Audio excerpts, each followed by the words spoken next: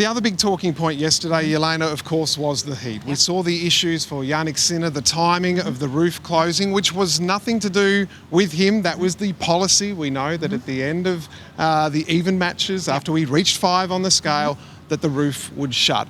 Luciano Dideri, I had him on our world feed that you can watch here on Stan Sport. He got massive cramps midway through an interview. There'd be some sore people today.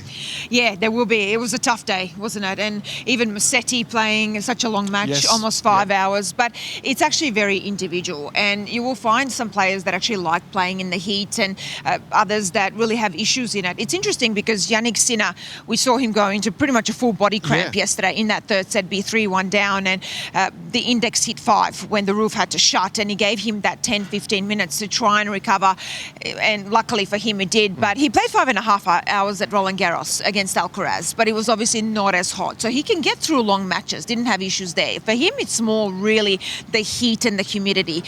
Struggled with it in Cincinnati as well last year, and here in Australia last year as well. So it has to do, I think, for him when he gets over 30, 35, and then you just don't know how certain bodies react. You have players that sometimes lose, and we know this, it's been measured 3-4 litres of fluid an hour in a match, and that's really hard to replace. That's what it's about. So sometimes you can be as fit as you want and practice in really hot conditions, but if your body, once you get into matches and you expand also that nervous energy, and when all of that adrenaline hits, sometimes there's nothing you can do. That's it. Pickle juice sales are going through the roof. We've got another hot day, 43 degrees expected on Tuesday, so that's not the same side of the draw. So Jannik and Musetti, Dideri, they don't have to back up and face that again. Tennis Australia is so good at keeping an eye on that. There's people behind the scenes that work so hard with the heat, with the roof, looking after the players. So I'm sure everything will be fine.